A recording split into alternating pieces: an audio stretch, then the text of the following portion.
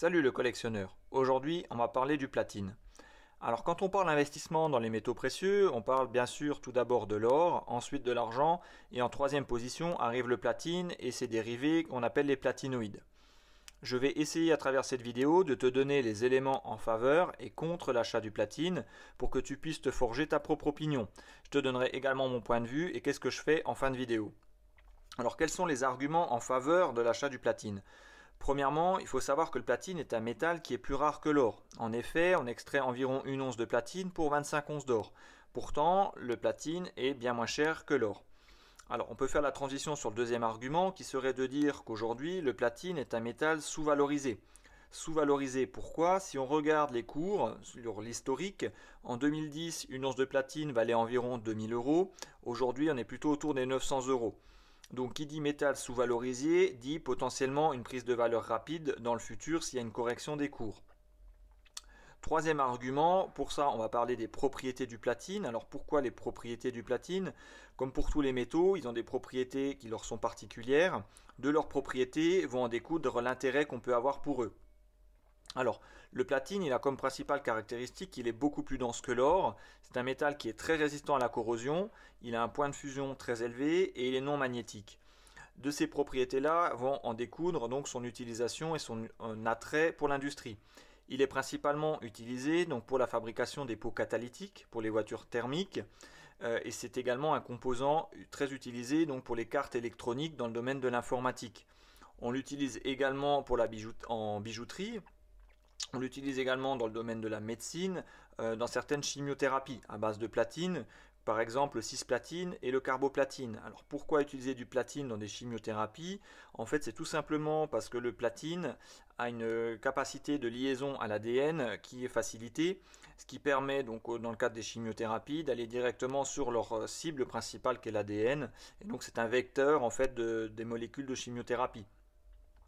Enfin, quatrième point, comme pour l'argent, il a une offre et des ressources qui sont limitées dans le temps et il y a également une production qui est très centralisée sur certains pays. Ce qui fait que s'il y a des dégradations ou des conflits dans le monde, si ces pays sont par exemple en guerre, il va y avoir des difficultés d'approvisionnement. C'est principalement le cas pour la Russie, qui est le deuxième producteur de platine dans le monde, avec environ 15% de la production mondiale.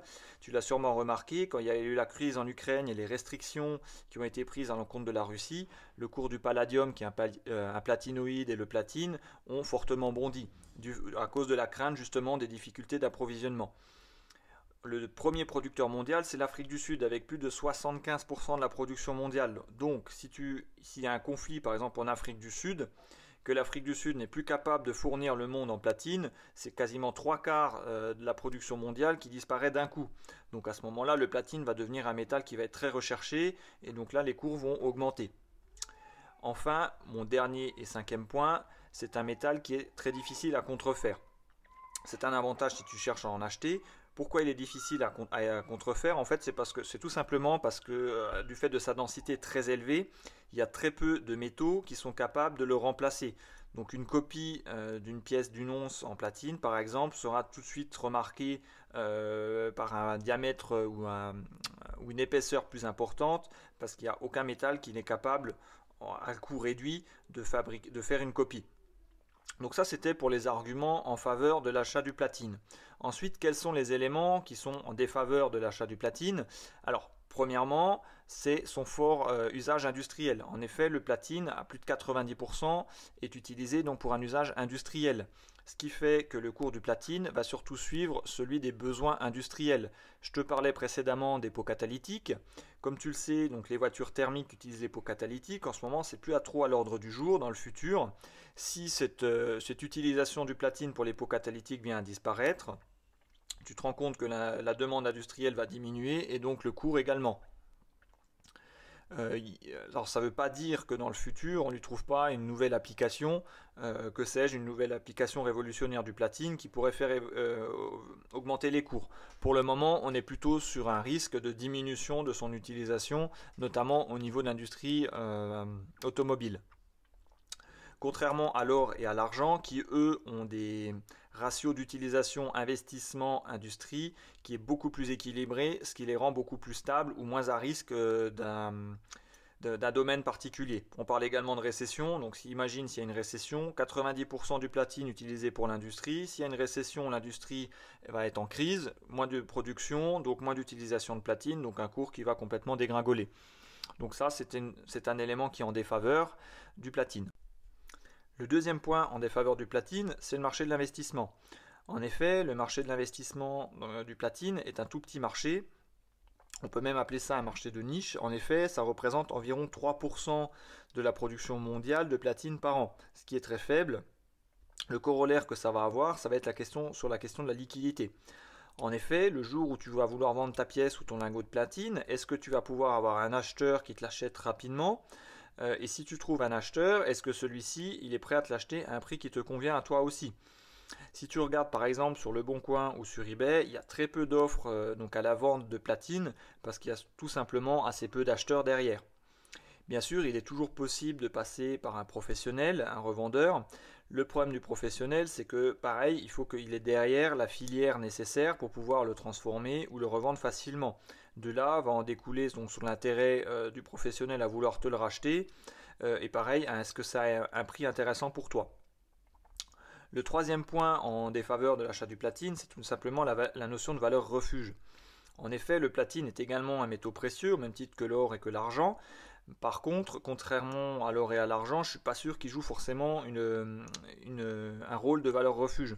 En effet, dans l'imaginaire commun, donc l'imaginaire des gens, l'or et l'argent ont ce rôle très facilement. Le platine, je pense que c'est beaucoup moins le cas. Alors pourquoi? Tout simplement parce que les pièces en or ou des pièces en argent, ça a toujours été utilisé par l'ensemble de la population, que ce soit à l'époque comme valeur d'échange ou même bien sûr de monnaie. Donc le jour où il va y avoir une crise financière, un apocalypse, ce que tu veux, que les gens auront envie de protéger leur épargne, je doute qu'ils se tournent vers le platine, même si c'est disponible à l'achat pour protéger leur épargne. Ils achèteront bien volontiers de l'or ou de l'argent, ce qui est le cas actuellement. Alors, qu'en est-il personnellement pour moi du platine? Personnellement, j'en achète pas, tout simplement parce que j'achète déjà de l'or et de l'argent. Je trouve que c'est largement suffisant. Il y a énormément de diversité, il y a tellement de produits que tu peux acheter intéressants. Pourquoi aller encore acheter du platine? D'autant plus que, comme je te l'ai dit, la garantie de rachat, la liquidité derrière n'est pas forcément au rendez-vous.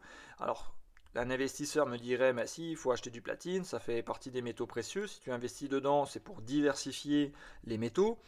Ça ne veut pas dire que le jour où l'argent monte, la platine monte aussi. Peut-être qu'il va descendre, ou l'un ou l'autre. Donc un investisseur dirait que ça peut être intéressant. En effet, si on considère que c'est un métal qui est potentiellement sous-valorisé avec des applications dans le futur qui pourraient lui donner une forte plus-value, bien évidemment, il faudrait en acheter. Pour le moment, comme dit, j'en achète pas. Alors, dis-moi en commentaire ce que toi tu penses de l'achat du platine. Est-ce que toi tu en as acheté, oui ou non? Est-ce que tu envisages de le faire? Ou est-ce que comme moi tu te dis que l'or et l'argent ça reste suffisant? Si tu as aimé cette vidéo, je t'invite à me laisser un petit like, ça me fait toujours plaisir. À t'abonner si ce n'est pas encore le cas. Je te partage régulièrement des vidéos sur les pièces donc en or et en argent pour l'investissement et également des pièces de collection. Je te dis à bientôt pour une prochaine vidéo.